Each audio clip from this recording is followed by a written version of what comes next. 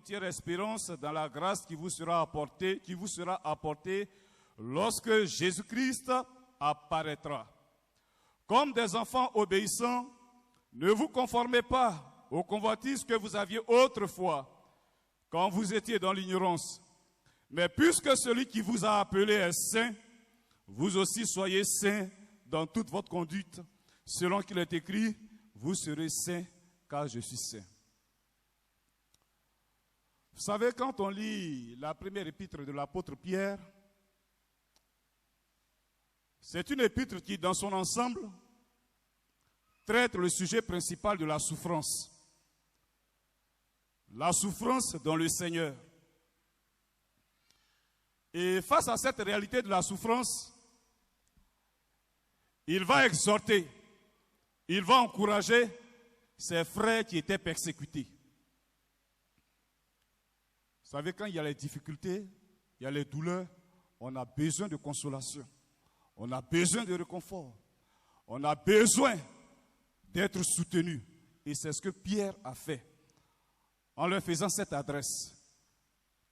Mais en même temps qu'il leur apporte le soutien, il leur fait des recommandations relatives à leur foi en Christ et leur relation avec Dieu. Et c'est dans ce contexte de recommandation, il dira au verset 14 qui nous intéresse, de ne pas se conformer aux convoitises du passé.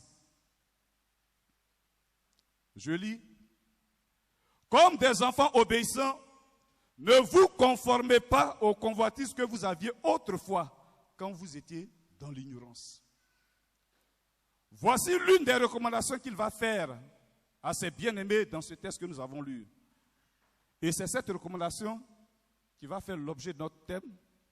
Ne vous conformez pas aux convoitises d'autrefois. Alléluia.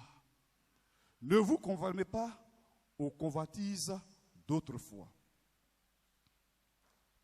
Si Pierre l'a adressé à ses contemporains, il y a près de 2000 ans, cette parole nous aussi adressée, nous qui sommes parvenus à la connaissance du Christ Jésus, qui sommes les serviteurs et les servantes du Dieu vivant. Par définition, lorsqu'on parle de l'expression se conformer à, c'est tout simplement s'adapter à quelque chose. Se soumettre à quelque chose ou bien suivre quelque chose. Alors je pourrais dire, n'adaptez pas vos vies aux convoitises du passé. Ou bien, ne suivez pas les convoitises du passé. Ne vous soumettez pas aux convoitises du passé. Parlant de l'expression convoitise d'autrefois, Pierre fait allusion à deux éléments. La convoitise des yeux d'une part et la convoitise de la chair d'autre part. La convoitise des yeux, c'est le fait de regarder quelque chose ou bien quelqu'un avec désir, avec envie. Et c'est un désir immodéré que l'homme entretient, une envie excessive de vouloir posséder telle chose. Vous le savez très bien dans les relations humaines. Et l'un des exemples majeurs dans la Bible, c'est le cas de Akan, qui pendant la conquête de Jéricho, la Bible dit, il a convoité le matériel qui était là. Dieu avait donné la recommandation de tout détruire et de ne rien prendre.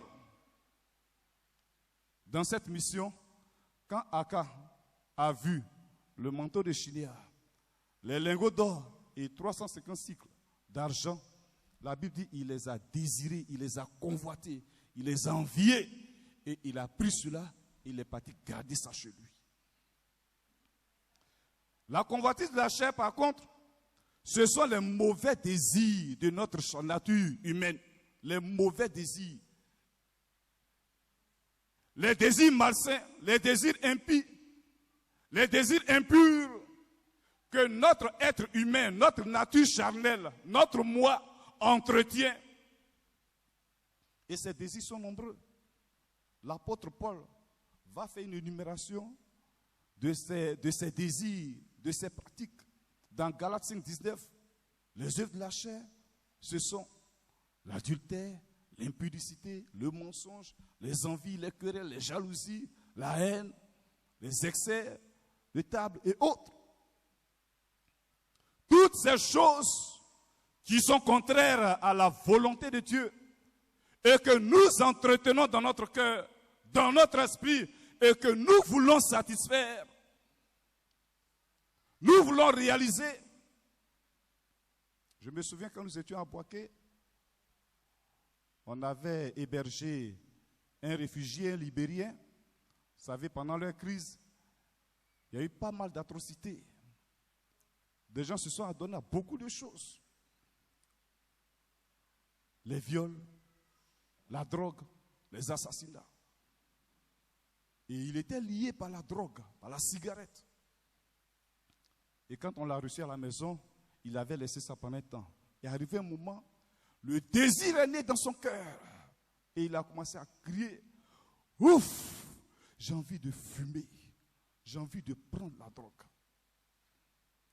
Et c'est le cri de plusieurs. J'ai envie de faire telle chose. J'ai envie de faire telle chose. J'ai envie de faire telle chose. Et ta chair aspire à cela. Ton corps, ton être désire cela.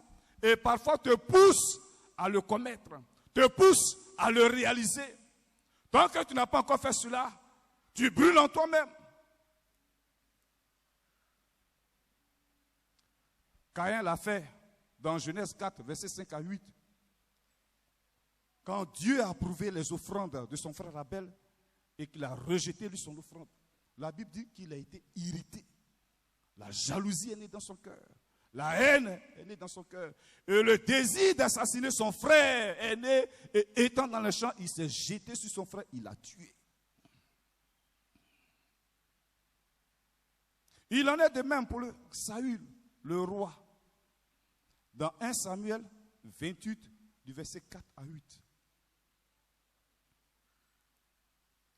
Saül, qui a eu le désir d'aller consulter, d'aller voir charlatan, marabout. Et aujourd'hui, c'est le cas de plusieurs. Des désirs malsains, des désirs impurs qui naissent dans le cœur, qui se présentent aux uns aux autres.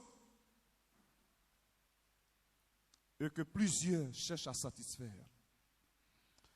Bien-aimés, c'est important. Si Pierre leur a dit cela, ce n'était pas pendant une période de paix. Il y avait la crise, ils avaient fui. Il y avait les difficultés. Et vous savez, quand il y a les difficultés, le cœur de l'homme a tendance à aller vers ce qui est malsain, vers ce qui est facile. Des jeunes filles qui s'adonnent aux hommes, des jeunes gens qui cherchent à entretenir des jeunes filles. Pas mal de désirs qui naissent dans le cœur. Et le temps que nous vivons, c'est vrai, ce n'est pas un temps de guerre, de persécution, mais c'est une autre crise, d'une autre façon que nous voyons, des difficultés qui s'abattent sur nous. Les entreprises ferment, des gens qui sont licenciés, tu déposes tes dossiers par-ci, par-là, depuis l'arrière. Et le cœur de plusieurs est porté vers le mal, vers la satisfaction des désirs malsains, vers la satisfaction des convoitises charnelles, des choses que nous avions abandonnées par le passé, des choses qui renaissent aujourd'hui et qui font surface dans nos cœurs, dans nos vies, et que nous cherchons à satisfaire. Frères, chers membres de la famille, Pierre s'est adressé à tous ses frères et cette parole concerne chacun de nous, pasteurs anciens, diaconesses, fidèles, tout le monde. Alors, quelles sont les raisons qui ont poussé l'apôtre Pierre à leur dire, à leur faire cette recommandation, de ne pas se conformer aux convoitises du passé? Quand nous lisons la Bible, on peut recenser un grand nombre d'éléments, beaucoup. Mais dans notre texte, nous parlerons seulement de deux. Le premier élément qui a poussé l'apôtre Pierre à leur dire, ne vous conformez pas, ne vous adaptez pas, ne suivez pas les convoitises que vous aviez par le passé, c'est l'héritage reçu en Jésus-Christ. L'héritage reçu en Jésus-Christ. Du verset 3 au verset 12. Vous savez, quand on lit notre texte de base, l'apôtre Pierre commence son discours par l'expression « c'est pourquoi ». C'est pourquoi.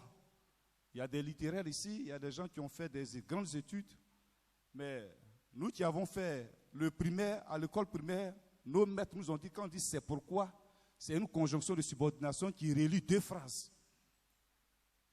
Et puis cette conjonction-là entraîne ou bien introduit la conséquence de ceux dont on est en train de parler ou bien de ceux qu'on est en train de faire avant. Alors quand il dit c'est pourquoi, c'est parce qu'il est en train de parler de quelque chose avant. Et ce quelque chose se trouve dans le verset 3 jusqu'au verset 12. C'est l'héritage reçu en Jésus-Christ. Quel est cet héritage? C'est l'espérance reçue en Jésus-Christ. L'espérance du salut. L'espérance que les siens ont reçue en ayant accepté le Seigneur Jésus-Christ. C'est de cette espérance qu'il est en train de parler. Et quand il finit, il conclut pour dire, à cause de cette espérance, ne vous conformez pas aux convoitises du passé. L'espérance, frères et sœurs, c'est tout simplement le salut que nous avons reçu en Jésus-Christ. Je le dis, le salut que nous avons obtenu en Jésus-Christ en ayant cru au Seigneur. Nous étions des pécheurs, Christ est révélé à nous. Nous avons cru en lui, nous avons eu foi en sa mort, en sa résurrection. Alors le Seigneur nous a reçus, nos péchés nous ont été pardonnés et nous sommes devenus aujourd'hui des serviteurs et des servants de Dieu. Et à ce titre, nous avons obtenu le salut. C'est la vie, c'est le bonheur que les croyants en Jésus-Christ ont dans l'éternité. Ce qui les attend dans l'éternité, ce n'est pas quelque chose de douloureux, ce n'est pas quelque chose de difficile, mais c'est quelque chose de glorieux, quelque chose de merveilleux, la gloire éternelle, la félicité éternelle, le paradis de Dieu, la présence éternelle de Dieu dans laquelle les élus de Dieu seront lorsqu'ils vont mourir ou lorsque Christ viendra pour les prendre de cette terre. C'est ce qui fait notre espérance. Christ qui reviendra un jour dans sa gloire pour enlever l'église de la terre, pour prendre l'église de la terre, pour arracher l'église des difficultés de la terre, des souffrances de la terre, des douleurs de la terre, et pour nous envoyer dans sa présence éternelle. Voilà notre espérance. C'est ce qui faisait leur espérance, frères et sœurs. Comme je l'ai dit. Ils étaient dans un contexte de souffrance, de douleur. Et il était important que Pierre leur rappelle cela. Parce que quand il y a la douleur, quand il y a la souffrance, quand il y a les difficultés, le cœur de l'homme, comme je l'ai dit tantôt, est porté vers la facilité.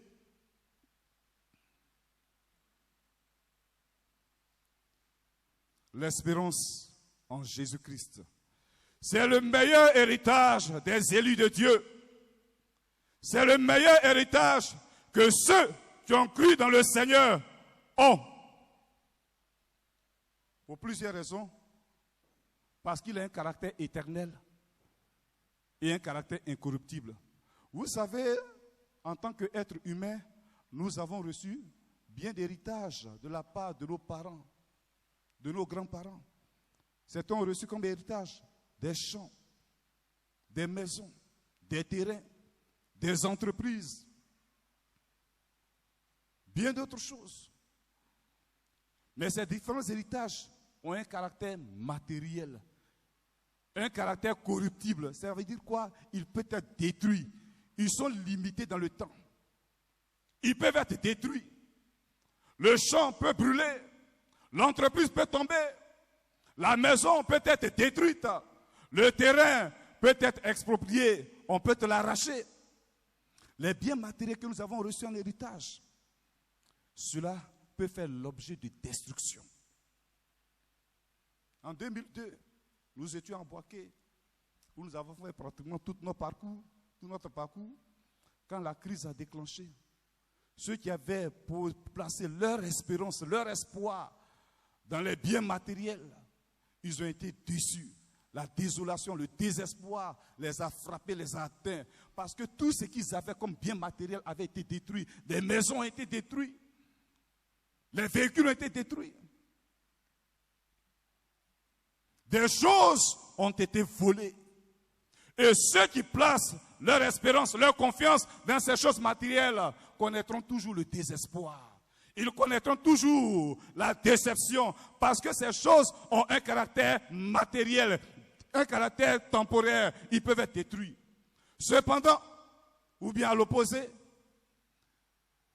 l'héritage que nous avons reçu de Christ, l'héritage que nous avons reçu de notre Seigneur Jésus-Christ, c'est un héritage éternel et incorruptible. Nous étions morts par nos offenses. Nous étions esclaves du péché, destinés à la mort éternelle.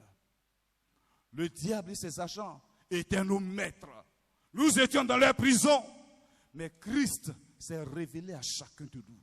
Christ s'est révélé à toi. Toi qui étais appelé la prostituée, toi qui étais appelé le voleur, le menteur, le corrompu, l'adultère. Le Seigneur s'est révélé à toi. Il a changé ta vie. Il a transformé ta mentalité. Il a transformé ta vie. Et puis il t'a délivré, il t'a pardonné de tes péchés. Aujourd'hui, il a fait de toi son serviteur, sa servante. Et il t'a donné son salut. Aujourd'hui, ton nom est écrit dans le livre de vie. Et c'est ce qui fait ton espérance. C'est ce qui fait ton espérance. Cette espérance, l'apôtre Pierre le dira, elle est le fondement véritable de la joie des chrétiens. Au verset 6, nous allons le lire. Verset 6, il est dit, c'est là ce qui fait votre joie, quoique maintenant, puisqu'il le faut, vous soyez attristés pour un peu de temps par diverses épreuves. Parlant de l'espérance. C'est là ce qui fait votre joie. Beaucoup de choses font l'objet de notre joie. Beaucoup. Un emploi peut faire l'objet de ta joie. Et ceux qui ont ici leur prix emploi, qui sont entrés dans le domaine, dans la vie active avec le travail, ils ont sauté dès les premières heures, ils étaient heureux. Ancien, n'est-ce pas? Ancien, n'est-ce pas? Quand Dieu t'a fait grâce de commencer à travailler, tu étais content. Le mariage a fait l'objet de la joie de plusieurs. L'enfantement, avoir des enfants. Plusieurs femmes ont couru pour avoir des enfants. Dieu leur a fait grâce pour avoir ces enfants. Ça a fait l'objet de leur joie. Obtenir des diplômes, réussir à des concours et bien de choses ont fait l'objet de la joie de plusieurs. Mais ces différentes choses, la joie n'a été que de courte durée. La joie n'a été que de courte durée. Comme je le disais au premier culte, ce qui a fait l'objet de ta joie hier, le mariage, où tu étais bien habillé, en costume, dernier cri même, 500 000, chaussures bien cirées, tout. Robe de mariage blanc, elle a 39, ça fait 5 mètres. Plusieurs filles d'honneur et de garçons. De quoi? Garçons de quoi même? Comment on appelle ça? Les pages ou bien garçons d'honneur. Et puis, on t'accompagne, on t'escorte. Panana, panana, panana, avec fanfare, avec trompette. Vive les mariés! Vive les mariés! Et puis, on jette les choses. Hier, tu étais content. Mais quand tu es entré dedans, quelques jours après, les larmes coulent. Tu pleures. Tu pleures. Toi qui courais après les enfants. Je veux enfant. Je veux enfant. Dieu t'a fait grâce. Tu as eu enfant, tu étais contente. Des années après, tu pleures. Avant d'arriver ici, j'ai reçu beaucoup de personnes qui m'ont exposé leurs problèmes de foyer. Quand je suis entré dans le ministère. Au point même, il y a une femme qui dit, c'est parce que je voulais avoir foyer, c'est parce que je cherchais une porte de sortie que je suis arrivé là. Sinon, actuellement là, c'est à cause de Dieu qu'on est là. Sinon, depuis longtemps, moi, je suis parti. Depuis longtemps.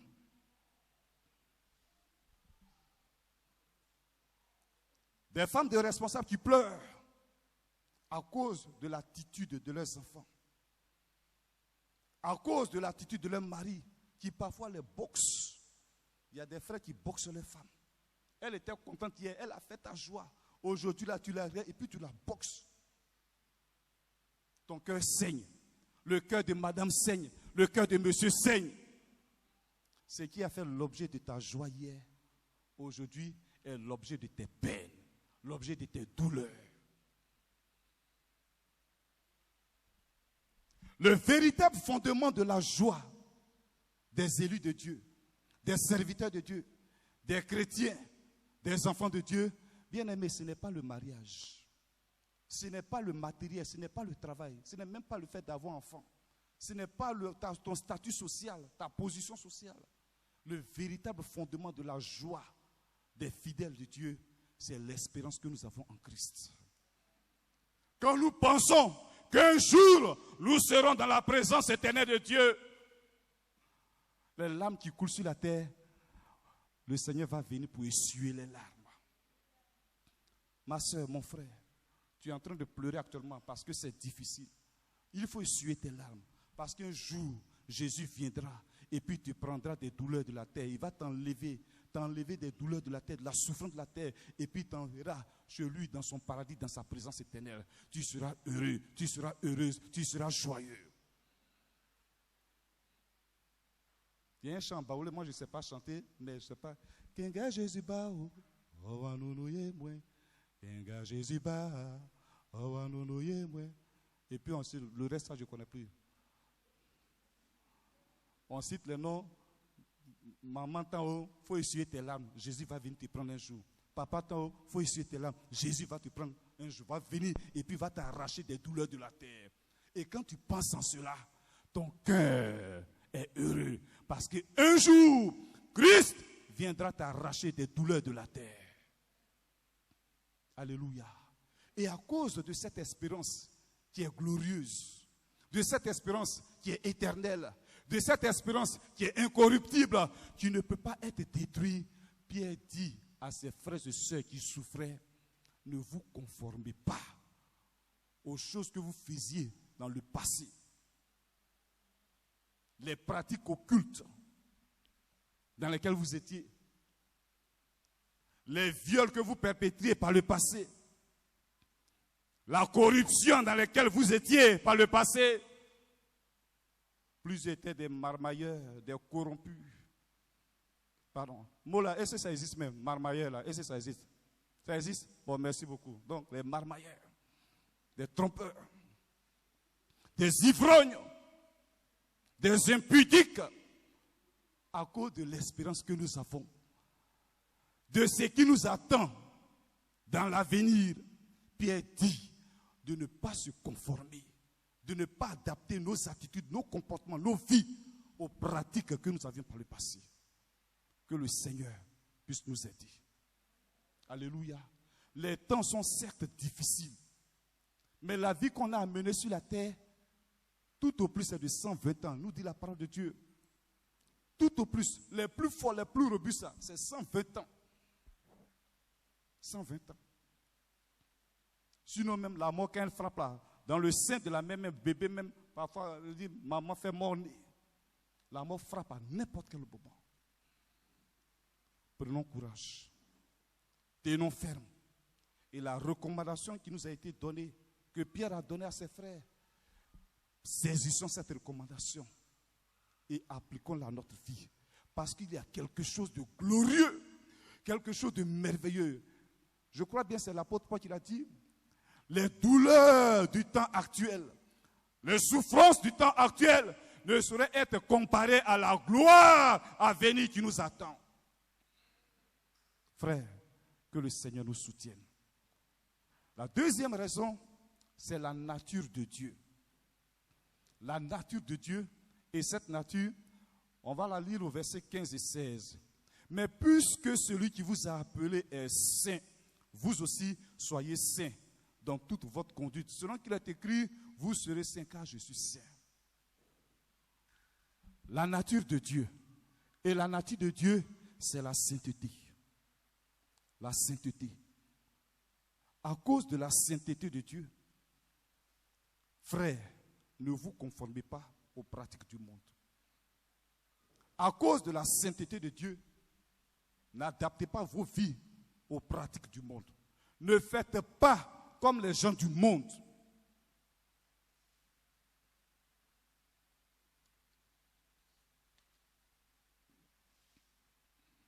La sainteté est le récurrent message que Dieu a toujours donné aux hommes, depuis l'Ancien Testament jusqu'à nos jours. Quand on lit la Bible, la sainteté, la sainteté, la sainteté. Dans le Pentateuque, Dieu nous parle de sa sainteté. Dans les prophètes, la sainteté. Dans les livres poétiques, la sainteté de Dieu. Dans les livres historiques, la sainteté de Dieu apparaît. Dans les évangiles, dans l'acte des apôtres, les épîtres, l'Apocalypse, la Bible nous parle de la sainteté de Dieu. La sainteté de Dieu. Et Dieu, nuit et jour, appelle son peuple à la sainteté. Parce que lui, Dieu, il est saint. Par conséquent, nous qui sommes ses serviteurs, nous qui sommes ses servantes, nous devons être saints. Nous devons nous sanctifier au jour le jour. Alléluia. Alléluia. Mon frère, tu ne réponds pas bien, ou bien tu es dans les coups bas. Mais si tu es dans les coups bas, Dieu te fait grâce aujourd'hui. Il te fait grâce aujourd'hui de quitter dans ces coups bas parce qu'il t'aime. Parce que tu as de la valeur à ses yeux. Parce qu'il a donné son fils pour qu'il puisse mourir à la croix pour ton salut. Tu as de la valeur aux yeux de Dieu. Jeune sœur, tu as de la valeur aux yeux de Dieu. Ne livre pas ton corps précieux aux hommes de ce monde. Dieu nous appelle à la sainteté. Et la sainteté n'est pas réservée à une catégorie de personnes au sein du peuple de Dieu. La sainteté est pour tout le peuple de Dieu. Tous ceux qui disent qu'ils sont serviteurs de Dieu, servants de Dieu, qui sont des appelés de Dieu, qui sont des chrétiens. La sainteté est pour eux. Ce n'est pas parce que tu es pasteur que tu vas vivre comme tu veux. Ce n'est pas parce que tu es femme de pasteur que tu vas vivre comme tu veux. Ce n'est pas parce que tu es membre d'un conseil que tu vas vivre comme tu veux. Ce n'est pas parce que tu as le bougnac, tu as le blé que tu vas vivre comme tu veux, tu vas faire ce que tu veux. Malgré tes titres, malgré tout ce que tu as comme bien matériel, si tu vis dans le péché, écoute-moi bien, si tu vis dans le péché, si tu vis dans des choses bizarres que tu es mort dedans, c'est fini pour toi. C'est fini pour toi. C'est fini. Il n'aura plus d'occasion de repentance. Tu rendras compte devant le trône de Dieu, le jugement de Dieu. Tu vas passer au jugement de Dieu et c'est le feu éternel qui t'attend. Dieu attend que son peuple vive dans la pureté. Dieu attend que son peuple vive dans la sainteté. Frère, cher ami jeune, ça peut aller? Jeune fille, ça peut aller? Ça peut aller? Les faux coups de fiançailles. Des fiançailles bizarres. On va essayer un peu.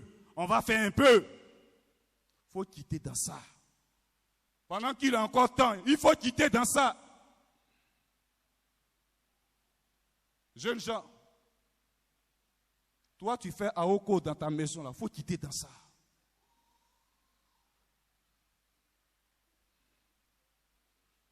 Quand je faisais mon stage à Diglo, à Diokwe, j'ai projeté un film à l'église qui dénonçait des pratiques de certains fidèles dans l'église et qui ont été jugés par Dieu.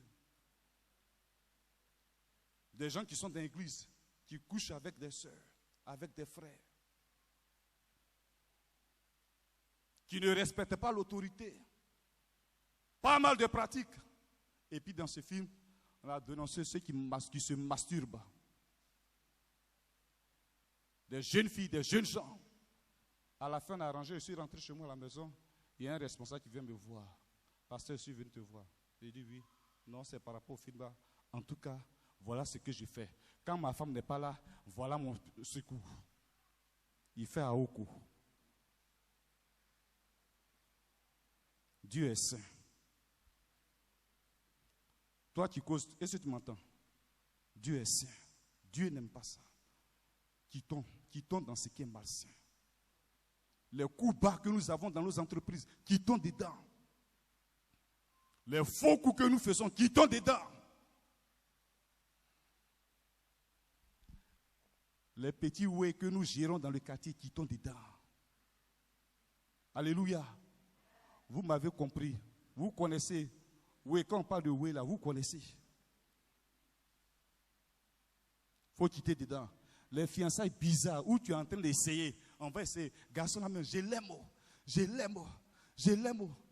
Je ne peux pas vivre sans lui. Dieu n'aime pas ça. Il est saint. Et tout ce que Pierre dit, comme il est saint, nous aussi soyons saints dans toute notre conduite. Dans toute notre conduite. Alléluia. Dans toute notre conduite. Dans toute notre conduite. Que le Seigneur puisse nous aider. Pour terminer, plusieurs raisons doivent nous pousser à vivre la sainteté de Dieu. Plusieurs raisons bibliques doivent nous pousser à vivre la sainteté de Dieu. La première raison, nous l'avons déjà énumérée, c'est la nature de Dieu. Il est saint. Quand nous avons pour Dieu l'Éternel, l'auteur de toute la création, celui qui nous a fait à son image, qui a soufflé en nous un souffle de vie, qui s'est révélé à nous et qui nous a rachetés de nos péchés. Aujourd'hui, nous faisons partie de son peuple. Nous sommes ses serviteurs, ses servantes. Il est saint. Et comme nous adorons un Dieu qui est saint, chers pasteurs, chers anciens diacres, diaconesses, chers présidents de bureau, membres de bureau, chers fidèles, marchons dans la sainteté, sanctifions-nous. Et la sanctification, bien aimé, ce n'est pas le fait d'aller prendre de l'eau et laver ses pieds, laver ta tête et puis faire chose. Ce n'est pas ça. La sanctification ici là, consiste à se séparer, à s'éloigner du péché. De toute façon, Joseph a fait quand il était en Égypte. La femme de Potiphar, une égyptienne. Est-ce que vous connaissez les femmes arabes? Les femmes arabes, vous les connaissez? Classe. Classe. Et puis, femme de Potiphar. Ce n'est pas un petit quelqu'un, un grand type. Donc, tous les soins lui étaient apportés pour l'entretien de son corps. La beauté, elle était spéciale. Mais malgré cette beauté spéciale, Joseph dit, jamais je ne coucherai avec toi et je ne pécherai contre mon Dieu. Tu n'es pas à moi, tu es à Potiphar. Loin de moi cette pratique d'impudicité ou bien d'adultère. Et Joseph a préféré fuir en laissant son manteau. Malgré la position de la femme, malgré sa classe de beauté exceptionnelle, spéciale, merveilleuse, elle a mis tout en œuvre pour séduire Joseph. Mais Joseph a dit, niet, mieux vaut honorer mon Dieu que toi de t'obéir. Et il a fui. Nous séparer du péché. Nous séparer. Si quelqu'un veut t'attraper dans le couloir, et puis tu dis, t'avais pas laissé. Bon, et puis il veut faire ça, tu le chiffres, et puis tu dis, tu engages. Alléluia. Tu engages toute ton énergie là, tu mets ça dedans. Tu mets ça, bah. Si cela ne suffit pas, tu mets aussi en cette jambe, bah, et puis tu prends la foot. Alléluia. Alléluia. Les SMS qu'on s'envoie les nuits, là, on envoie les jours là. J'ai été président de jeunesse, je sais ce qui se passe beaucoup dans jeunesse. Les SMS là, tu fais quoi? Comment tu dors? Et puis, ton lit là, c'est comment? C'est quelle couleur de drap? Hein? Tu as porté quoi?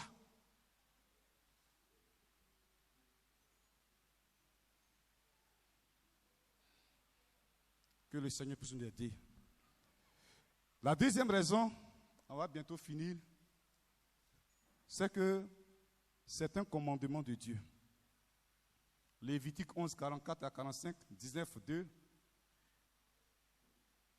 1 Pierre 1, 15 à 16, un commandement de Dieu. Un commandement qui est donné de façon implicite. Soyez saints, vous serez saints. Et tout commandement auquel nous n'obéissons pas brouille notre relation avec Dieu, ternit notre relation avec Dieu.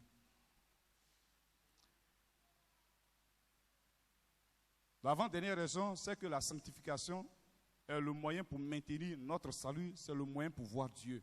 Hébreux 12, 14. Ce n'est pas le titre de pasteur qui va m'envoyer au ciel et qui va me permettre de voir Dieu. Ce n'est pas ce titre. Ce n'est pas mon argent qui va me faire entrer dans le ciel, comme d'aucuns le pensent. Pensez que c'est les messes de requiem qu'on fait qui va te faire entrer dans le ciel. Ce n'est pas ça.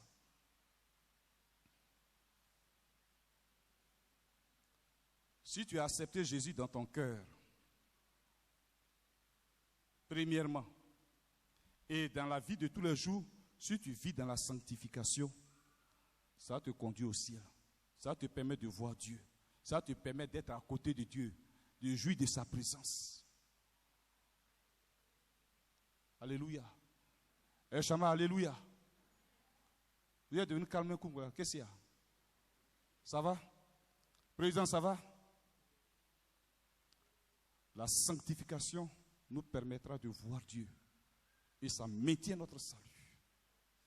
Et enfin, c'est une condition de bénédiction divine. On pleure, on crie, on veut être béni. On veut être béni. On veut être béni. Mais les bénédictions de Dieu, là, on ne les achetait pas au marché. On ne les acquiert pas dans la corruption.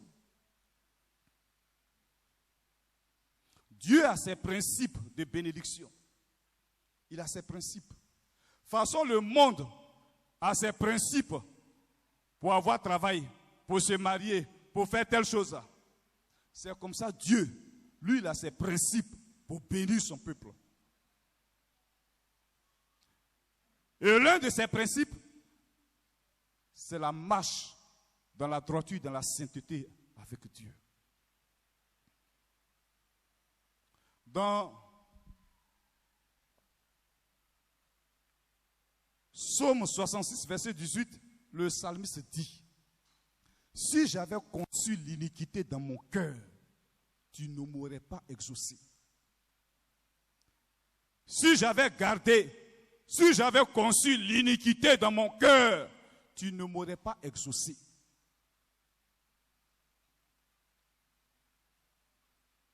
Et dans Ésaïe 59, le prophète va s'adresser au peuple de Juda. Non, la main, Ésaïe 59, 1 à 3, la main de l'Éternel n'est pas trop courte pour agir, ni son oreille trop dure pour entendre, mais ce sont vos crimes, ce sont vos péchés, ce sont vos déviations, ce sont vos impudicités, vos adultères, vos manquements à sa parole qui l'empêchent d'agir dans votre vie. Et si nous vivons dans le péché, tu vis dans le péché, puis tu veux que Dieu n'a qu'à te bénir. Ça ne marche pas. C'est une combinaison qui ne marche pas. C'est une combinaison qui ne marche pas. Je le répète, la vie du péché et la bénédiction divine, une combinaison qui ne marche pas.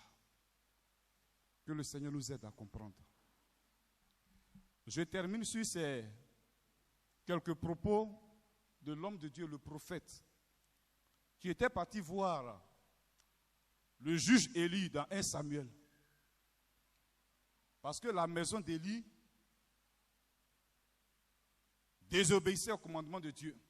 Ses enfants, bien qu'ils soient au service de l'Éternel, ils étaient des pervers. Des hommes qui vivaient dans la débauche, ils détournaient les offrandes. Ils prenaient pour eux, ils se servaient d'abord, avant qu'on le consacre à Dieu. Et puis les femmes qui viennent dans le temps pour faire le sacrifice, eux ils mettent bras dessus et puis ils vont ensemble avec ces femmes-là. Voici la vie de ces serviteurs. Comme c'est la vie de plusieurs aujourd'hui. Certainement, Élie a été interpellé.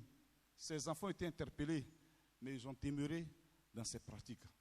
Et Dieu va susciter son serviteur, le prophète, pour aller voir Élie. D'où vient que toi, tu honores tes enfants plus que moi? D'où vient cela? Au point de vous engraisser des choses qui me sont consacrées. Trop, c'est trop. L'Éternel a décidé de sanctionner ta maison. Il avait en son temps de décider que tu marcheras à perpétuité devant ma face. Mais loin de lui, cette pensée, il a décidé de te frapper. Et voilà ce qu'il va avoir. Et il dira, pour terminer, l'Éternel honore celui qui l'honore. Mais ceux qui le déshonorent, regardez dans 1 Samuel chapitre 4, certainement, chapitre 4, bien 5, lisez l'histoire des fils d'Élie. Ceux qui le déshonorent seront déshonorés par Dieu. Si tu honores ma soeur, mon frère, cher membre de la transfiguration, si nous honorons Dieu dans notre vie chaque jour, Dieu, autant marqué par lui-même, il va nous honorer. Mais si nous déshonorons Dieu chaque jour dans notre vie, Dieu aussi, il va nous déshonorer. Que le Seigneur nous aide à comprendre ces quelques paroles et à saisir cela dans notre cœur. Amen.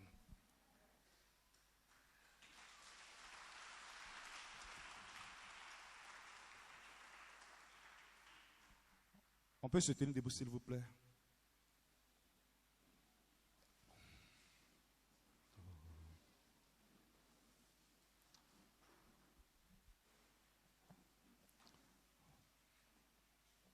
Je vais demander au groupe musical de nous donner un cantique par rapport à ce message qui doit nous aider à mettre nos vies en rapport avec Dieu.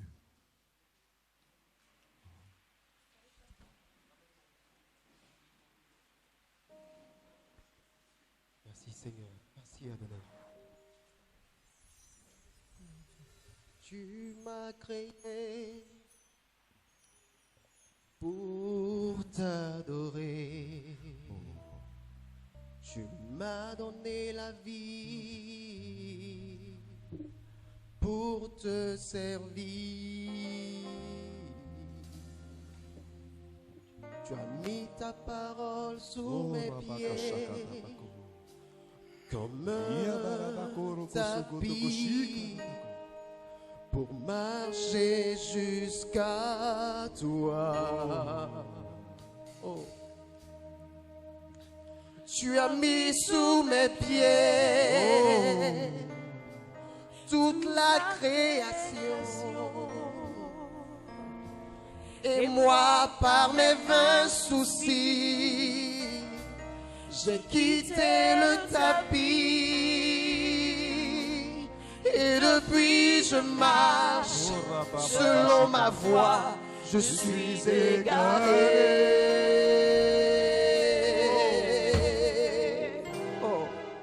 Ramène-moi sur ta parole. Nous chantons ce cantique de tout notre cœur. Et pendant que les bien-aimés chantent, si tu étais dans des choses, commence à te repentir. Commence à demander pardon à Dieu. Demande pardon à Dieu. Ramène-moi sur ta parole.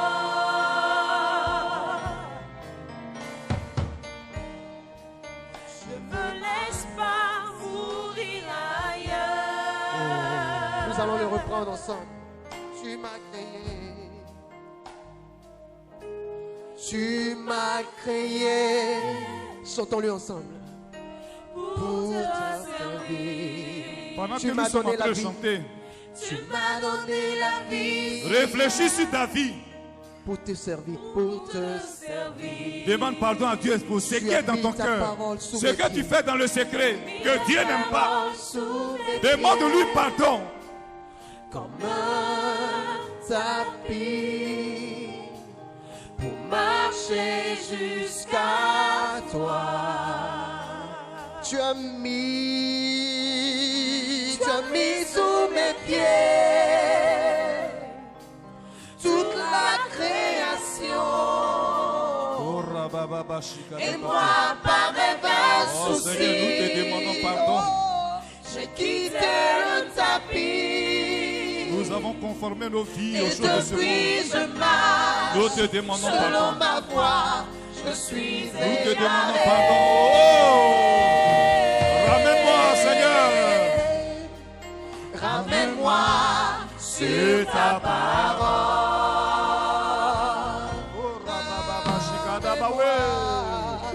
Ne me laisse pas mourir ailleurs. Ramène-moi, Seigneur. Ramène-moi sur ta parole. Ne me laisse pas, Seigneur. Il faut réfléchir sur ta vie. Ne me laisse pas. Il faut prier le Seigneur. Il faut prier. Il faut prier le Seigneur. Il faut repentir. Réponds ton âme devant Dieu. Réponds ton âme devant Dieu. Demande pardon à Dieu pour tes déviations. Demande pardon à Dieu pour les vilaines choses, pour les mauvaises choses que tu as faites. Ramène-moi sur ta parole. Ramène-moi sur ta parole. Ramène-moi sur ta voix. Oh! Ramène-moi sur ta parole. Oui, Seigneur, ramène-nous sur ta parole. Ramène-nous sur ta parole. Ton peuple a besoin de toi. Que l'Esprit de Dieu ramène les cœurs. Que l'Esprit de Dieu ramène les cœurs. Que l'Esprit de Dieu ramène nos cœurs à ta parole. À ta parole. À ta parole. Au nom de Jésus. Ne me laisse pas. Oh Seigneur, je demande pardon pour ma vie, Seigneur. Je demande pardon pour ma vie, Seigneur. Pour la vie de mes frères, de mes sœurs. Nous te demandons pardon. Ne me laisse pas. Ne me laisse pas souffrir ailleurs.